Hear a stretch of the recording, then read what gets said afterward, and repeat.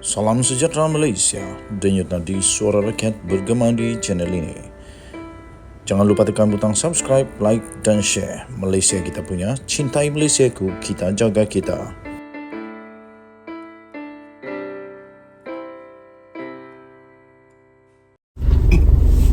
Salam sejahtera Malaysia. Pertama sekali saya ada satu soalan. Kenapa agaknya Tuan Ibrahim Tuan Man takut sangat projek tebatan banjir dibatalkan?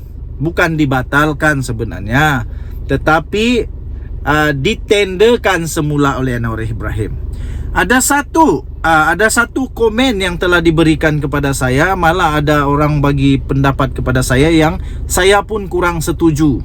Tapi saya bacakan jugalah komen dia itu. Dia kata, saya kongsi saja komen dia itu. Dia kata, Tuan Ibrahim takut kerana dah makan habuan komisen. Saya tak setuju. Saya tak setuju dengan frasa itu. Tetapi memanglah saya pun hairan juga. Kenapa Tuan Ibrahim Tuan Man dan juga pihak pembangkang seakan-akan macam susah betul mau terima kalau Anwar Ibrahim batalkan projek itu dan tenderkan semula. Kerana saya ingat dulu ketika Pakatan Harapan merampas kerajaan daripada Barisan Nasional pada PRU 14 yang lalu, kalau kamu masih ingat, diorang pun buat perkara yang sama. Banyak betul diorang kasih banyak betul dikasih stop, lepas tu dikasih ada yang ditenderkan semula dan sebagainya. Tapi tak bising pun Muhyiddin dalam Pakatan Harapan pada ketika itu. Kali ini Anwar melakukan yang terbaik kerana dia tahu ada ketirisan di sana. Kerana itu dia mau tenderkan semula supaya dapat menjimatkan banyak, tahu boleh dijimat, bukan sedikit. Jadi kenapa sebenarnya Tuan Ibrahim Tuan Man takut sangat, dibatalkan kah, sehingga dia kata projek tebatan banjir Anwar macam burung tiung, kata pembangkang. Tak apa, burung tiung tak apa, jangan jadi burung pipit. Kalau burung pipit, dia punya kerja makan padi orang. Kita selalu susah dengan burung pipit, menyusahkan betul lah. Burung tiung orang mau cari tahu, mahal. Sebab dia pandai bercakap, dia pandai menghibur. Burung pipit orang tak mau. Orang selalu halau burung pipit. Dalam membidas Anwar Ibrahim yang membatalkan kelulusan 6 projek tebatan banjir di bawah kerajaan sebelum ini, ahli Parlimen PAS mengibaratkan Perdana Menteri seperti seekor burung tiung yang bercakap. Mereka mendakwa seperti tiung yang hanya pandai berkata-kata tanpa memahami apa yang diperkatakan itu. Anwar juga tidak menyadari apa yang sedang berlaku ketika membuat keputusan berkenaan, katanya. Saya nak tanya sekali lagi, Tuan Ibrahim Tuan Man, burung apa? Waktu dia luluskan dulu, dia tahu tak ada implikasi dalam ketirisan? Dia tahu tak ada kesan keuangan yang teruk dengan kelulusan yang tidak mengikut prosedur itu menurut Anwar Ibrahim? Dia kan menteri, takkan dia tak tahu. Sekarang dia nak pula cakap Anwar Ibrahim burung tiung. Dulu Tuan Ibrahim burung apa? burung apa? Bagi yang mahal sikit lah kepada Tuan Ibrahim. Mungkin dia burung Raja Wali. Burung Raja Wali, hebat tau. Okey. Ketika dia bercakap di Dewan Rakyat, Timbalan Presiden PAS Tuan Ibrahim Tuan Man itu mempersoalkan bagaimana projek-projek itu boleh dibatalkan sedangkan ia masih belum bermula. Jadi kenapalah? Kalau dibatalkan belum bermula, lagi baguslah sebelum mula batalkan supaya tidak ada ketirisan. Kecuali ada masalah, kalau belum mula pun sudah ada duit terpakai, itu baru ada masalah. Kecuali memang sudah ada wang yang sudah digunakan walaupun projek belum start. Tetapi kalau project belum start, dibatalkan, itulah yang terbaik tuan-tuan dan puan-puan, supaya belum rugi. Sebelum rugi dah buat keputusan terbaik. Jangan sudah rugi baru menyesal. Itu namanya tak bijak. Nanti jadi burung apa? Burung tak tahu burung apalah. Burung lato-lato. Burung lato-lato. Baguslah. Saya pikir Tuan Ibrahim Tuan Man cuba perbetulkan keadaan, tapi dia terkantoi sendiri. Kerana kalau projek itu belum pun dimulakan dan dibatalkan, itu baguslah. Baguslah, tak ada siapa yang rugi. Tak ada siapa yang rugi. Kontraktor pun belum rugi, tidak rugi, dan tidak mengalami apa-apa kerugian. Kerajaan pun tak rugi sesen pun kalau dibatalkan. Cuma saja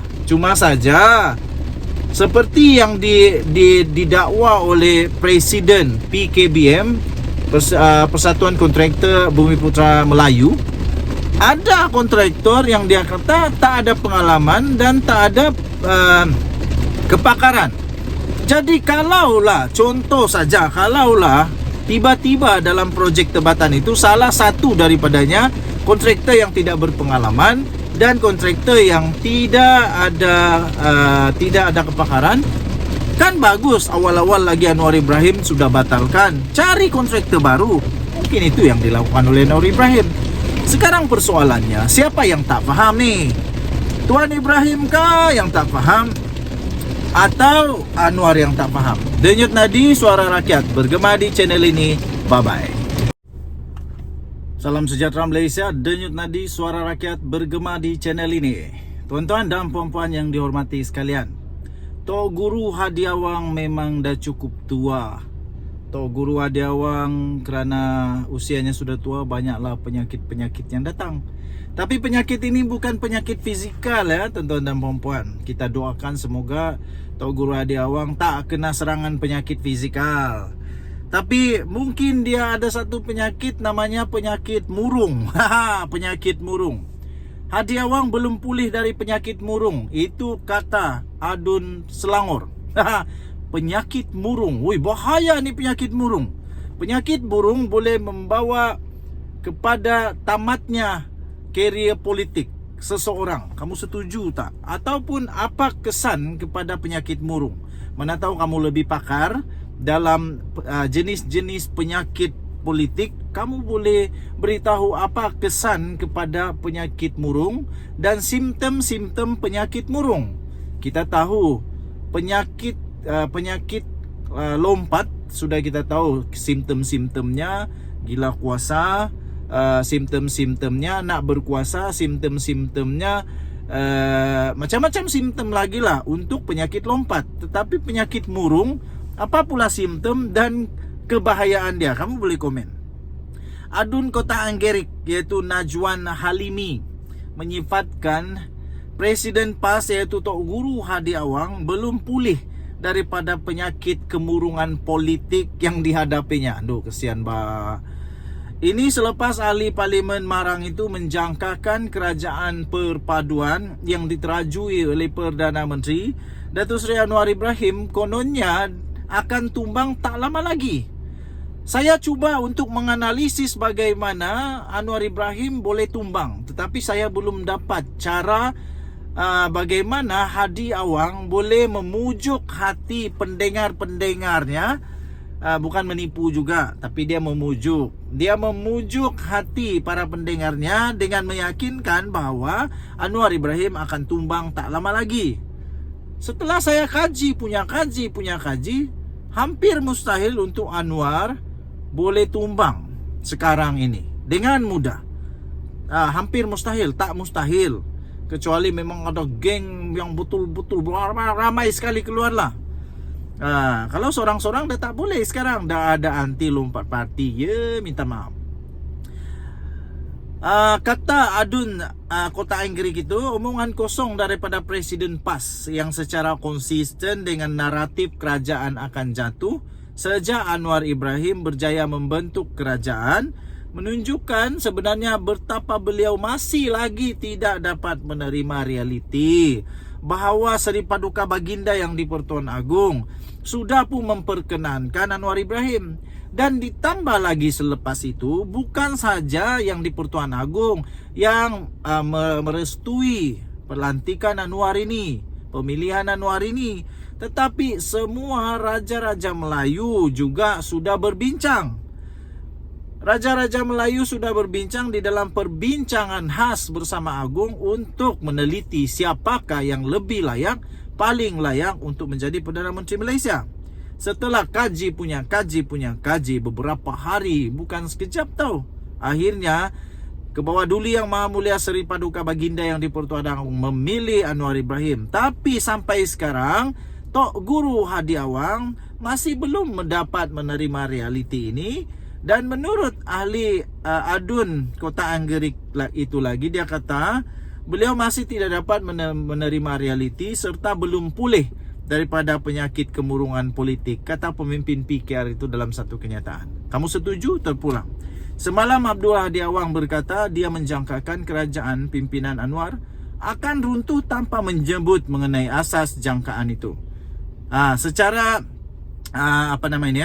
Secara pribadi saya tak percaya Anwar Ibrahim akan runtuh pada bila-bila. Tapi kalau runtuh pun apa kena mengena dengan saya juga? Tak ada apa-apa. Cuma saja saya menjunjung titah Seri Paduka Baginda yang di Pertuan Agong sebagai pemerhati politik Malaysia. Saya patik menjunjung Kebawah Duli Yang Maha Mulia Seri Paduka Baginda yang di Pertuan Agong punya titah bahawa jangan lagi ada ketidakstabilan, jangan lagi ada pertukaran lagi dalam Perdana Menteri. Aduh, teruk betul. Denyut nadi suara rakyat bergema di channel ini. Bye-bye.